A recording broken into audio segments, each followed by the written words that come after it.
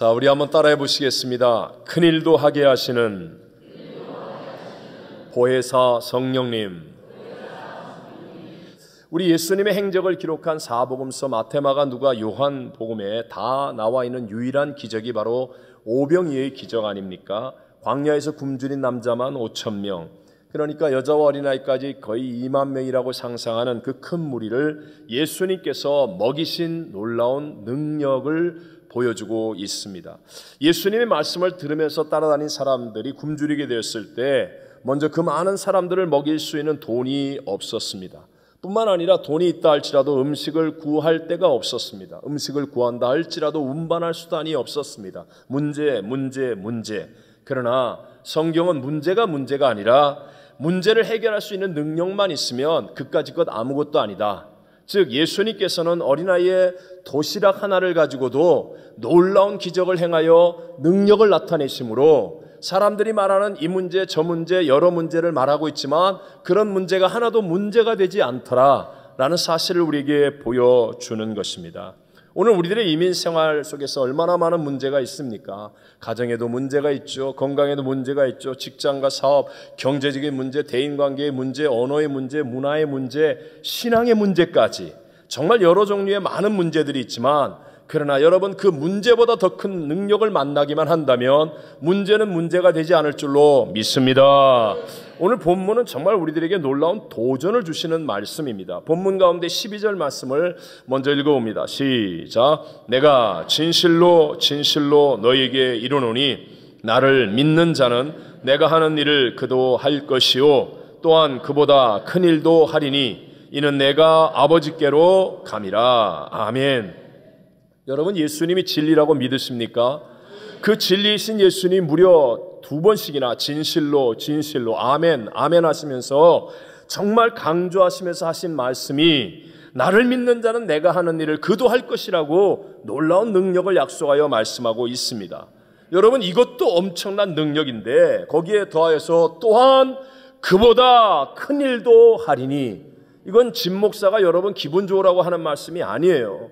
진리이신 예수님께서 진실로 하시면서 우리에게 약속하여 주신 말씀 또한 그보다 큰 일도 하리니 그러면서 그 이유에 대해서 이렇게 말씀합니다. 이는 내가 아버지께로 감이라 라는 더 이해 안 되는 듯한 말씀을 하고 있습니다. 여러분 한번 생각해 보세요. 우리가 한 그룹으로 여행을 한다 할 때 그때 중간에 어떤 사람이 아파서라든가 일이 있어서 갑자기 먼저 돌아가게 된다고 하면 굉장히 섭섭하고 분위기가 이상해지지 않습니까? 하물며 지금은 예수님은 주이십니다. 모든 것의 중심이십니다. 제자들로 하여금 가족을 떠나고 사업을 내려놓게 만들고 모든 것을 내려놓고 따르게 했던 분이 바로 예수님이십니다. 그 예수님과 3년 반 동안을 함께하며 따라다녔는데 아니 갑자기 예수님께서 내가 떠나겠다고 말씀하시는 이 이야기가 제자들에게는 얼마나 충격을 주는 말씀이었겠습니까? 자, 요한복음에서 오늘 우리의 본문 14장부터 16장까지는 한 편의 설교 말씀입니다. 예수님의 고별 설교라고 하는 다 연결된 설교의 말씀이죠. 한 설교로 연결된 내용인데 요한복음 16장 7절을 다 같이 읽어보겠습니다. 시작. 그러나 내가 너희에게 실상을 말하노니 내가 떠나가는 것이 너희에게 유익이라. 내가 떠나가지 아니하면 보혜사가 너희에게로 오시지 아니할 것이요 가면 내가 그를 너희에게로 보내리니. 아멘. 지금 엄청난 충격에 당황하고 있는 제자들에게 야 내가 너희에게 실상을 말한다. 진짜 너희들이 이제 깨달아야 될 중요한 진리를 말씀한다. 이렇게 하시면서 떠나가는 것이 너희에게 유익이라고 말씀하십니다. 그러면 왜 유익이 되어집니까? 예수님이 떠나가셔야만 보혜사 성령 하나님이 제자들에게 이 땅에 임하게 되기 때문인 줄로 믿습니다. 그러니까 예수를 믿는 저와 여러분이 예수님이 행하신 일도 행하고 예수님보다 큰 일을 할 수 있는 까닭이 무엇입니까? 그것은 바로 보혜사 성령 하나님이 우리와 함께 하시기 때문에 성령 하나님의 능력으로 우리도 그런 능력 있는 삶을 살아가게 되는 줄로 믿습니다. 오늘 저는 여러분과 함께 큰일도 하게 하시는 보혜사 성령님이라는 제목으로 이 시대를 살고 있는 우리들에게 주시는 두 가지 은혜를 함께 나누고자 합니다. 첫 번째, 예수님이 약속하시고 말씀하신 우리에게 능력 주시는 분은 바로 보혜사 성령님이라는 것을 다시 한번 우리의 마음속에 잘 각인하고 새겨놓아야 한다는 것입니다. 자, 우리가 이미 잘 아는 것처럼 하나님이 아담과 하와 첫사람을 만드셨고 그리고 그들을 위해 에덴 동산을 준비하셨습니다. 그 아름다운 기쁨과 풍요의 동산이 아담과 하와가 하나님 말씀을 불순종하고 범죄함으로 말미암아 영이 죽고 하나님과의 관계가 단절되어 다 잃어버린 동산이 되어버리고 말았죠. 하나님과 분리된 인간은 결국 도둑질을 당하고 죽임을 당하고 멸망을 당하는 죄와 사망의 종이 된 절망의 삶을 살 수밖에 없었습니다. 우리를 사랑하신 하나님, 우리를 구원하기 위해 독생성자 예수님도 아낌없이 인간의 몸으로 이 땅에 보내셔서 우리의 죄의 값 사망을 대신하여 지불하는 화목제물로 십자가에서 죽게 하시고 그리고 부활 승리하심으로 이제 죽었던 우리의 영이 예수 믿는 사람들에게 부활의 영이 임하여서 거듭나 하나님을 아빠 아버지라 부르고 영이신 하나님과 교통교제하는 영생을 얻은 하나님의 자녀로 살게 해주신 줄로 믿습니다. 그래서 성경은 요한복음 14장 6절에 시작 예수께서 이르시되 내가 곧 길이요 진리요 생명이니 나로 말미암지 않고는 아버지께로 올 자가 없느니라. 아멘. 우리의 죄의 값 사망을 십자가에 대신 지불하신 분은 예수님밖에는 없습니다. 사망을 이기고 부활 승리하신 분은 오직 예수님밖에는 없습니다. 예수님만이 우리의 죽은 영을 거듭나게 하여서 비록 우리 육체는 죽어서 흙으로 돌아간다 할지라도 이 영은 영원히 하늘나라 가서 영생을 얻게 해주시는 구세주가 되신 줄로 믿습니다. 예수님만이 지금 하나님 보좌 우편에서 우리를 위해 중보하며 기도하시는 우리의 구세주가 되시는 줄로 믿습니다. 사도행전 4장 12절에 말합니다. 시작. 다른 이로서는 구원을 받을 수 없나니 천하 사람 중에 구원을 받을 만한 다른 이름을 우리에게 주신 일이 없음이라 하였더라. 아멘. 여러분, 우리에게 구원을 주실 분은 예수 그리스도 말고는 없는 것으로 믿으시기 바랍니다. 그런데 오늘날 종교다원주의를 주장하는 자유주의 신학자들이 이 신앙을 흐트러 놓고 있습니다. 종교다원주의는 무엇입니까? 예수만 믿어야 구원받는 것은 아니다 라는 아주 그럴듯한 사상입니다. 그들은 마치 다른 종교와 화목을 이루고 화평을 이루는 것 같고 세상의 모든 학문을 다 포용해 주는 것 같은 그런 아주 근사한 모양새이지만 그러나 여러분 내면의 실제는 예수님을 부인하는 것과 같다는 것입니다. 이런 종교다원주의의 역량, 자유주의의 신학으로 말미암아 청교도 신앙으로 세워진 이 미국도 많은 교회들이 성경이 분명히 안 된다라고 말하는 동성애를 인정하고 합법화하고 말았습니다. 그러나 여러분 분명히 대답하셔야 됩니다. 진리는 하나입니다. 오직 예수님만이 진리인 줄로 믿습니다. 예수님 이외에는 구원의 길이 없는 줄로 믿습니다. 그 진리이신 예수님께서 말씀하시는 것입니다. 오늘 본문 16절로 18절만 읽어보겠습니다. 시작. 내가 아버지께 구하겠으니 그가 또 다른 보혜사를 너희에게 주사 영원토록 너희와 함께 있게 하리니 그는 진리의 영이라. 세상은 능히 그를 받지 못하나니 이는 그를 보지도 못하고 알지도 못함이라. 그러나 너희는 그를 아나니 그는 너희와 함께 거하시며 또 너희 속에 계시겠음이라. 내가 너희를 고아와 같이 버려두지 아니하고 너희에게로 오리라. 아멘. 아멘.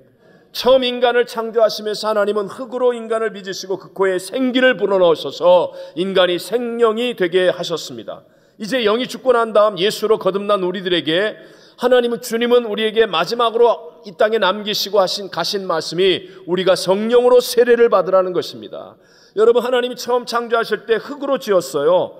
이 흙이라는 거 별거 아니라는 겁니다. 우리가 소보다 힘세지 못하고 이 흙으로 만든 육체를 가지고는 뭐 하늘을 마음대로 날지도 못하고 물속을 마음대로 거하지 못하지만 하나님의 생명이 되었기 때문에 하나님의 영이 있기 때문에 만물을 다스리고 정복하고 번성하고 충만한 만물의 영장이 될 수 있었던 것입니다. 그런데 영이신 하나님과 교제하는 영이 죽고 난 다음 예수로 말미암아 거듭났습니다. 그리고 다시 이제 우리의 원래의 모습을 회복하기 위해 예수님께서 승천하시면서 우리 인간에게 하신 말씀은 성령으로 세례를 받으라는 것입니다. 성령의 충만함을 받으라는 것입니다. 사도행전 1장 4절과 5절을 읽어옵니다. 마지막 하신 말씀이죠. 시작. 사도와 함께 모이사 그들에게 분바에 이르시되 예루살렘을 떠나지 말고 내게서 들은 바 아버지께서 약속하신 것을 기다리라.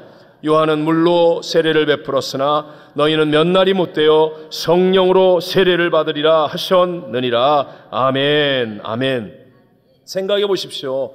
예수님께서 이 땅에 내려오셔서 육신을 입고 이루신 십자가와 부활의 사역은 어마어마한 사역이었습니다. 정말 감당하기 어려운 고난과 고통과 죽음을 당했어야 했습니다.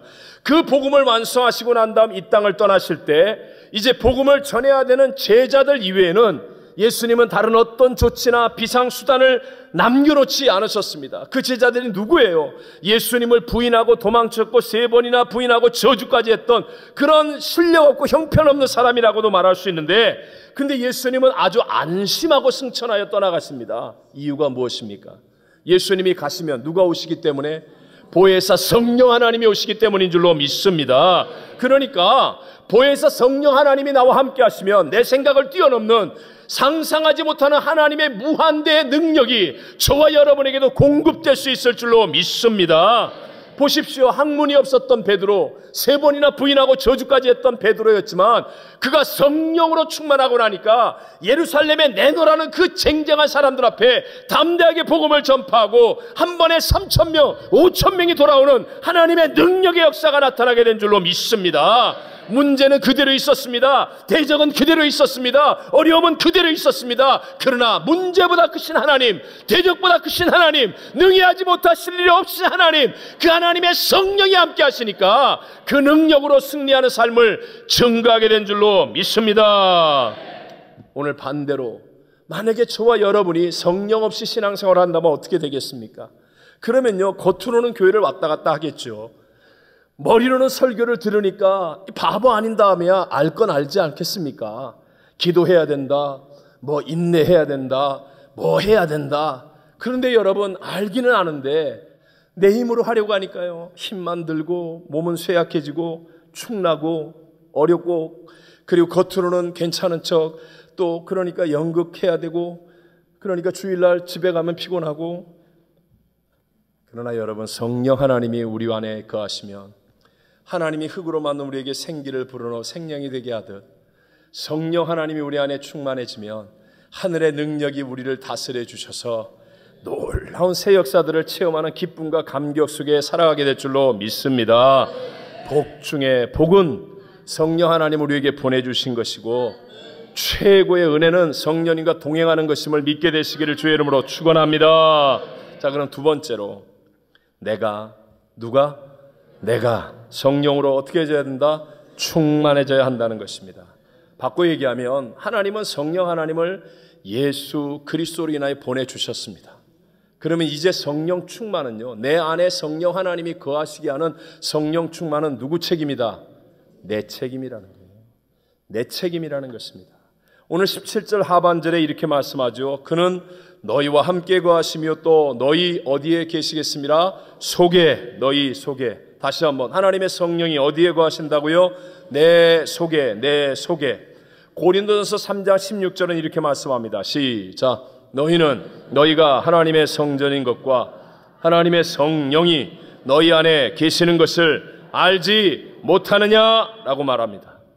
자, 여러분 속 안에 있는 건 여러분이 알아야 돼요. 지금 여러분 속에 뭐가 있습니까? 미움이 부글부글거리고 있습니까? 여러분 안에 성령으로 충만하게 하는 것은 여러분의 책임입니다. 자, 구약에 보면 이 성령은 보통 사람에게 임하지는 않았었습니다. 예를 들면 우리가 잘 아는 모세, 엘리야, 다윗, 이렇게 특별하고 뭔가 좀 대단한 사람이 되어야 성령, 하나님의 영이 함께 했습니다. 사사기서를 보아도요, 하나님의 영이 함께하면 그냥 바로 승리했고요, 하나님의 영이 떠나가면 또 곧바로 지고, 이런 일을 반복하는 거예요. 그만큼 성령의 임재는 굉장하고 특별한 사건이었다는 것입니다. 그런데 마지막 때가 임하면 완전히 달라집니다. 성령님은 바로 모든 육체에게 임하신다라고 말씀하고 있습니다. 요엘서 2장 28절 29절입니다. 시작. 그 후에 내가 내 영을 만민에게 부어주리니 너희 자녀들이 장래일을 말할 것이며 너희 늙은이는 꿈을 꾸며 너희 젊은이는 이상을 볼 것이며 그때에 내가 또 내 영을 남종과 여종에게 부어줄 것이며. 아멘. 보십시오. 말세가 되면 내 영을 만민에게 부어주리니라고 말합니다. 또 내가 내 영을 남종과 여종에게 부어줄 것이며 라고 말씀합니다. 쉽게 말하면 안 줄 사람이 없다는 겁니다. 어린아이로부터 시작해서 있는 자 없는 자, 건강한 자 약한 자, 높은 자 낮은 자, 어떤 사람이든지 하나님은 성령을 모든 사람에게 안 줄 사람 없이 부어주시겠다고 말씀하고 있습니다. 예수님께서도 요한복음 7장에 이렇게 얘기하잖아요. 명절 끝날 곧 큰 날에 예수께서 서서 외쳐 가라사대. 그러니까 많은 사람들이 모여있는 명절 끝날에 예수님이 서갖고 외치시는 거예요. 누구든지 목마르거든. 다시 한번 누구를 불렀어요? 누구든지 목마르거든 내게로 와서 마시라 하시면서 이는 그를 믿는 자들이 받을 성령을 가리켜 하신 말씀이라. 누구든지 목마르거든. 누구든지. 여러분 정말 성령 충만함에 목마름을 갖게 되시기를 바랍니다. 아, 내 힘으로 안 되는구나. 내가 괜히 잘난 척하고 괜찮은 척하고 뭐 의젓한 척하고 거룩한 척하는데, 그런데 이런 것으로는 도저히 신앙생활의 행복과 기쁨과 능력이 안 나타나는구나. 목마름을 느껴야 돼요. 목마름을. 그래서 성령 하나님이 나와 함께 하시면 나도 하나님의 위대한 능력으로 예수님처럼 살 수 있고 예수님보다 더 큰 일을 할 수 있다는 이 믿음을 가지고, 하나님 내가 목마릅니다.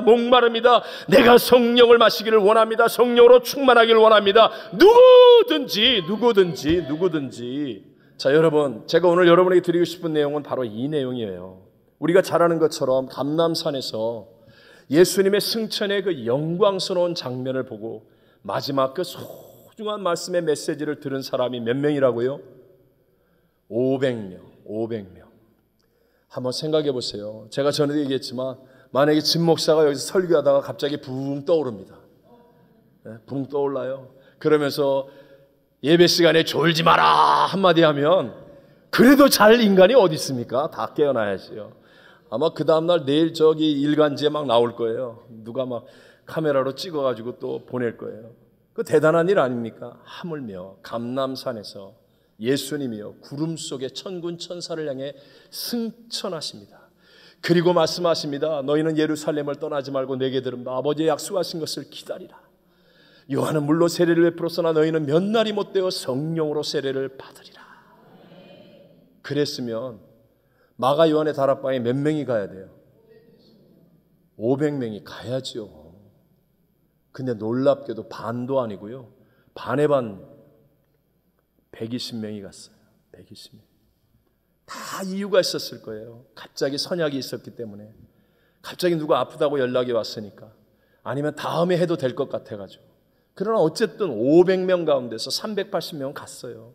그리고 120명만 마가 요한의 다락방에 모여 열정적으로 일심으로 한마음으로 기도하다가 성령의 불세례를 받고 세상을 변화시키는 하나님의 능력의 사람들로 변화된 줄로 믿습니다. 누가복음 18장에 보면 예수님을 만납니다. 예수님께로부터 교훈을 듣습니다. 그런데도 변화되지 않고 근심하며 돌아간 한 부자관한 청년의 이야기가 나옵니다. 오늘 제가 여러분에게 마지막 드리고 싶은 메시지예요. 여러분, 그 사람은요, 지금 이 시대 우리들도 다 좋아하는 사람이에요. 우리가 원하는 것을 아마 다 가지고 있었던 사람이에요. 많은 사람들이 부러워할 만큼 대단한 사람, 괜찮은 사람이라는 거예요. 일단 높은 지위에는 관원, 사실 이 관원은요 굉장히 높은 장관급에 해당될 만큼의 높은 지위를 얘기하는 말이에요. 그러니까 철밥통 공무원이라는 거예요. 그러면서도 또 부자라는 거예요. 부모를 잘 만났는지 금수저로 태어났는지 그러면서도 부자예요. 그러니까 여러분 얼마나 좋아요. 또 마태복음에 보면 이 사람을 청년이라고 말합니다. 아니 젊은 데다가 높은 철밥통 공무원에다가 그냥 금수저로 태어나서 부자입니다. 보통 이런 사람들은 사고뭉치에 철없는 도련님일 것 같은데 놀랍게도 이 사람은요 어려서부터 하나님의 계명까지도 잘 지킨 그런 성실한 사람이라는 겁니다. 거기다 마가복음에 보면 달려가서 예수님께 꿇어 엎드렸다고 말합니다. 여러분 그 정도로 진리에 대한 열정이 있는 사람이고 예수님 앞에 꿇어 엎드릴 정도의 겸손을 가진 사람이라는 거예요. 무엇보다도 이 사람의 질문이 무엇입니까? 영생에 대해서 질문하는 겁니다. 그러니까 오늘날로 얘기하면 이 사람은 정말 완전한 엄친아입니다. 정말 우리가 부러워할 만한 훌륭한 사람이에요. 우리들의 눈에는 이렇게 완벽해 보이는 것 같은데, 근데 놀랍게도 예수님은 이 사람이 구원을 얻은 사람이 아니라고 말씀합니다. 근심하며 돌아갔습니다. 이유가 무엇입니까? 오늘 우리가 명심해야 될 일이에요. 오늘 우리는 이렇게 교회 나오는 사람입니다. 예배드리는 사람입니다. 아름다운 찬양과 감격과 교제와 봉사와, 그런데 우리 가운데서도 바로 이 청년 같은 사람이 될 수 있다는 거예요. 이유는 자기중심적인 자기의의 믿음을 가지고 있었기 때문이에요. 그는 하나님의 구원의 자리에 이르지 못하는 사람이 되었다는 것입니다. 누가복음 18장 8절에 이렇게 말씀합니다. 제일 처음에 이 사람이 등장하면서 예수님과의 만남에서요, 다 같이 시작. 어떤 관리가 물어 이르되 선한 선생님이여 내가 무엇을 하여야 영생을 얻으리까? 이게 마치 질문 같아 보이지만 사실은 자기 자신을 보여주는 말이라고 할 수 있습니다. 이 부자관원은 이미 선하다라는 말은 무엇을 행해야 된다라는 말로 이미 자기가 기준을 정해 놓았습니다. 그리고 그렇게 선한 일을 행할 때 영생을 얻는 것이라고 자기가 이미 전제를 깔아놓고 있는 얘기를 하고 있는 것입니다. 자, 내가 무엇을 하여야 영생을 얻을 수 있습니까? 선한 선생님. 이렇게 이미 자기가 기준과 전제를 가지고 지금 얘기하고 있는 거예요. 누가 정한 전제입니까? 자기가 정한 거예요. 이렇게 기준이 자기 자신일 때 이것을 인본주의라고 말하는데요. 이와 같이 하나님의 계명도 지키면서 어떤 신앙의 울타리 안에 있으면서도 불구하고 자기 중심적인 자기가 전제를 정해놓고 자기 기준을 따라 살아가는 이 사람을 저는 기독교 인본주의자라고 말합니다. 문제는 오늘날 이 시대의 교회 안에도 많이 있는 신앙 형태라는 사실이죠. 어렸을 때부터 교회를 나왔습니다. 아니면 신앙생활을 한 지가 꽤 오래됐습니다. 뭔가 성공을 했고 업적도 있고 직분도 있고 교회 안에서 칭찬도 받고 그 자기도 모르는 사이에 내 기준을 갖게 되었습니다. 이렇게 해야 돼. 신앙은 이렇게 하는 거야. 교회 나오면 이거 해야 돼. 자기 나름대로 자기의 전제와 기준을 가지고 있어요. 그래갖고 이걸 딱 가지고 자기 코드에 맞는 사람만 만나고 자기 코드에 맞는 일만 하고 자기가 기준을 정하고 자기의 전제 안에서만 행동하려고 하는 것만입니다. 이런 사람에게 예수님께서 반문하십니다. 19절에 말하기를 예수께서 이르시되 네가 어찌하여 나를 선하다 일컫느냐? 하나님 한 분 외에는 선한 이가 없느니라. 이 말은요, 예수님이 나 선하지 않아 이렇게 얘기하는 게 아니라 야 네가 뭔데 도대체 무슨 너의 기준을 가지고 나를 감히 네가 선하다고 판단하느냐? 라고 말씀하시는 거예요. 너 기준을 가지고 네가 나를 판단하여서 선하다 아니다 이렇게 말하면 안 돼. 지금 이 부자관원이 예수님께 나와 선한 선생님 이렇게 호칭을 사용하는 것은 바로 자기와의 동질감을 놓는 겁니다. 아, 예수님을 쳐다보니까 나를 보는 것 같네요. 정말 반가워요. 우리는 같은 부류의 사람인 겁니다. 그러니까 예수님 선한 선생님이고 나도 그런 사람입니다. 그러면서 자기 기쁨, 자기 만족을 지금 느껴가고 있는 거예요. 가끔 가다가 여러분 어쩌다가 교회 나오시는 분이 인사를 하면서 좋은 뜻으로 하시는 말씀인데요. 이렇게 인사하는 분이 있어요. 목사님, 참 오늘 설교 말씀은 제 생각하고 딱 맞아요. 사실 이게 뭐 그분이 꼭 의도를 갖고 한 얘기는 아닌데 그런 잘못으로 나갈 수 있다. 이 말의 의미가 뭐냐면 이건 사실은 예수님을 높이거나 찬양하는 게 아니라 자기를 높이는 거예요. 내가 적어도 설교하고 딱 맞는 삶을 지금 살고 있습니다. 지금 이렇게 얘기하면서요. 내가 갖고 있는 생각을 지금 설교가 지지해 주는 거예요. 그러면서 자기의 만족, 자기 기준, 자기 전제 속에서 행복을 느껴가는 기독교 인본주의의 사상이라는 것입니다. 하나님 한 분 외에는 선한 분이 없습니다. 우리는 어떤 경우에도 하나님의 뜻이 무엇일까? 혹시 내가 아는 일을 만나도 하나님 가오리까 마오리까? 하나님 하오리까 멈추오리까? 어떤 경우에도 선한 것은 하나님 한 분밖에 없다. 그래서 예수님이 이 부자가는 청년에게 뭐라고 얘기하십니까? 22절 말씀, 예수께서 이 말을 들으시고 이르시되 내게 아직도 한 가지 부족한 것이 있으니 내게 있는 것을 다 팔아 가난한 자들에게 나눠주라. 그리하면 하늘에서 내게 부하가 있으리라. 그리고 와서 나를 따르라 하시니라고 말합니다. 한 가지 부족한 것. 이것은요 여러 가지 중에 한 가지를 얘기하는 게 아닙니다. 어떤 면에서는 전부라는 의미입니다. 예를 들어서 저와 여러분 이제 우리 출입국을 할 때가 있잖아요. 공항에서 이제 어디 갔다가 입국을 합니다.